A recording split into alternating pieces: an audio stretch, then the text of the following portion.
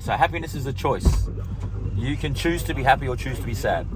It's up to you. Yeah. Most people just let their emotions take control and choose to be happy or sad, but you get to choose. You know? Yeah, choose happy. Choose happy. Why not? How you going, mate? Good, mate. I agree. You'll find that's missing because we don't like to teach emotional intelligence anymore. Well, you know, people. I got this poem when I was 20, and it says life's 10% what happens to you, and 90% how you react. So why would you want to choose to react in an angry, upset, sad, emotional state? You can choose to react in a happy, enjoyable, exciting, state. Doesn't matter what happens to you. We get brought up by our parents that when this happens, you should be crying. When this happens, you should be sad. If someone treats you like this, you should do this. But you don't have to. There's no one telling you you have to do that.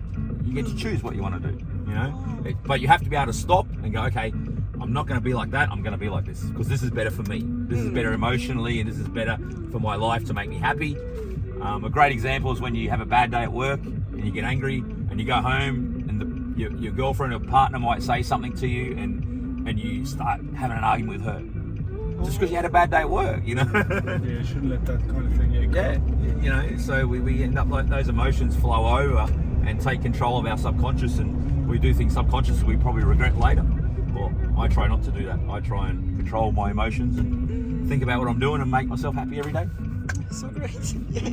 My father, he used to say well, he still says to this day, he says, it's not what you have to deal with, it's how you deal with it. 100%. Oh man, I can't understand. It's not what you think, it's how you think. Yep. You know what I mean? It doesn't matter what you think. It's are you thinking in a good way? Are you thinking in a positive way? Are you thinking, in something that's, going to help you rather than, it doesn't matter what you think. I don't care whether you think A or B, as long as you're thinking A or B good. Yeah. It's a point of view more than anything. Yeah. Your whole reliance on any income on your I see what you're saying. distribution. Yeah.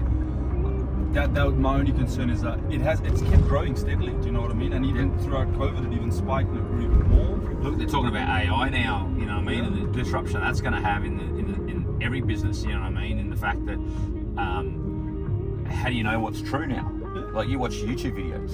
Could be deep fakes. How do you know that what you're seeing is real and not an AI composition? You know what I mean? You know.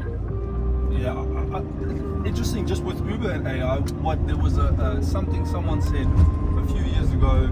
There was some rumor that Uber has been running at a financial loss since inception. Oh yeah, when it first started, waiting to cash in on self-driving cars.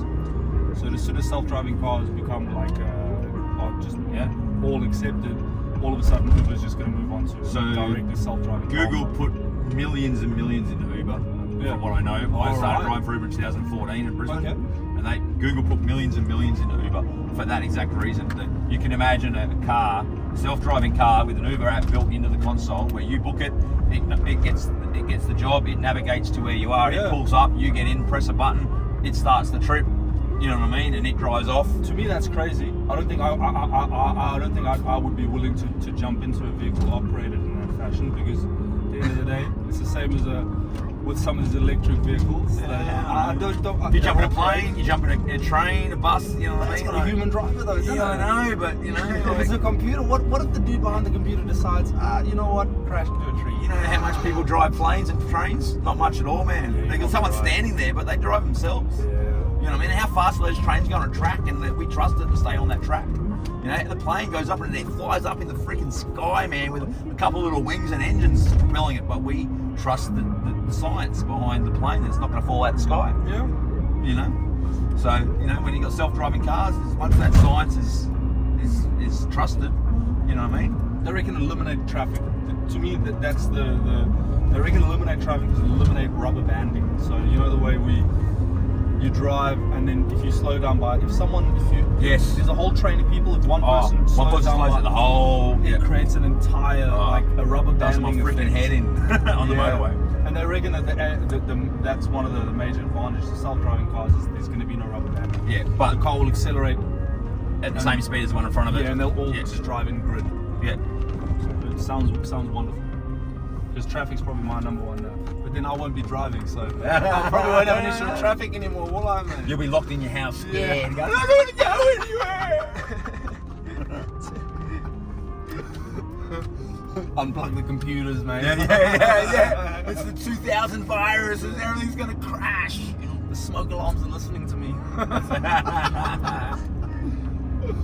Oh, Big Brother is listening, man. Yeah, for Don't sure, you? for sure. Don't you freaking get any ideas from what we're talking about here? Mr. Google. I mean, I was in real estate for 5 years, right? Alright. Hadn't been in real estate for like 3 years, and just happened to be talking to an owner of a property.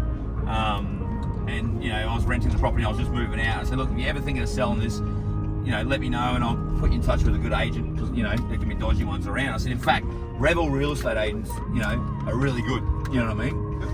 And then, like, literally 24 hours later, I'm getting an advertisement from Rebel on my phone. Yeah. You know what I mean? Yeah. That's not coincidence. For sure. You see, that's where my view again slightly changes into. I look at her, I'm like, the phone is listening to you, but at the same time, there's maybe products or articles that you will have never even known about. Oh, 100%. That's what they do. Unless the phone was listening. That's what they do. Google's listening to you, hearing these keywords. They want to sell things to you. People who want to sell those things are advertising with Google or Facebook. Yeah. And Google, and that's how they make their money. That's why people spend money on Facebook and Google marketing and all those advertising streams, because they're going to put your ads in front of people who want your You shit. want to see it, exactly. Who talk about your shit. I mean, I agree. Maybe the ultimate end of mass consumerism is... I did this the other day to my mum. I said the same thing to mum the other day, then I grabbed the phone and go, and I really want some women's underwear. Like, it's not that, in terms of your life experience, I don't think it's an ultimate negative impact on your life experience, but maybe if you are into the end, if the end of consumerism is bad for us all ultimately, then perhaps it's not the best thing. But in terms of your personal experience, I don't think it takes too much away at all. This is a weird one. It's just up the top one. Oh, right, yeah. It's like split in two. YouTube and all that sort of stuff, and helping people, how to think better and how to, how to do a lot of stuff, Yeah, start as soon as possible. Yeah. So I have, a lot of, they've got manifesting these days. Yeah. People talk about manifesting. And, manifesting is really just the new religion. Oh, You just believe. Yeah. What you believe will come true. Yeah. Now, if you haven't got strength in yourself to believe in yourself, you might believe in God, you know what I mean? And you might pray to God that God's going to give you it. But really, you're just manifesting it for yourself. Yeah, makes sense. It's the same stuff. And, you're like, whatever if you don't believe something, you deserve something, you won't get it. So you can turn around and say, I want to manifest $1 million. But you're not just going to click your fingers and make $1 million. You know what I mean? Yeah. But if you've done the work and you've put the energy in and you've created something that you think's worth $1 million, and then you really believe it, then you will manifest it, and you will. And some people, one day they'll just change. One day they'll be here, and the next day they're just successful. You know what I mean? It's just because their belief systems finally believed they deserved to be successful. Finally really believed, not just cheating yourself and going, oh, I want to, but actually believed without a doubt that you were worth, you know what I mean? Yeah. Whatever it is that you want, And when you believe that heart and soul that you deserve that thing, you'll get it, And that's just manifesting. But it's also just people sort of tend to, do the whole, pray to God, you know what I mean? I pray to God, oh, please give me this, you know what I mean? Yeah. And they will, they'll get it, if they really believe God's going to help them get it. Yeah. So it's all belief, It's the core part of our nature, you know what I mean? Is if you have belief, and a lot of people believe in religion, I believe in myself, I believe, I can achieve what I want to achieve, I can do what I want to do, So what do you want to achieve in the future? Well, I said I want to go and help people. I want to help people think like this, because like I spoke before, about being happy. Yeah. So many people just don't know how to choose what to think and don't know how to set themselves up for success in that regard. They go out and work every day, they try their best, they do whatever, but they're letting life run them rather than them run their life.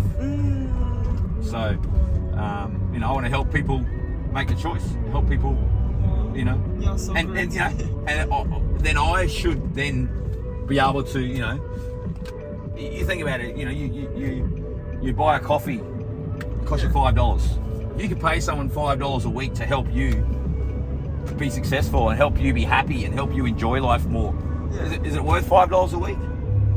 You know, and then if I help those people for $5 a week, I only need 1,000 people to help in the whole world. Out of millions and millions and millions and billions of people in the whole world, if I can find 1,000 people that would pay $5 a week, well then I'm making good money as well and I'm happy.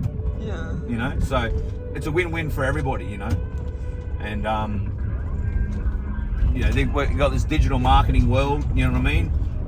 I want to help people do the same thing, because at the moment you've got your Microsofts and your Googles and your Facebooks and your, you know, Apple and your big multi-companies making millions of dollars, and the little people like you and me are sitting here, you know what I mean, working our butts off trying to make a living. You know, well, what if we use the technology? What if we use the Facebook marketing and use the Instagram marketing and use the Google marketing and use Microsoft products and use internet to then make us little people more wealthy, instead of giving all the money to the big companies? You know, use that digital and share that money around the little people, not the big people. You know, so that's my sort of goal and dream, is to be able to help the little people make a dollar by helping other little people, you know, and spread the wealth that way, rather than handing the money over to the bigger companies.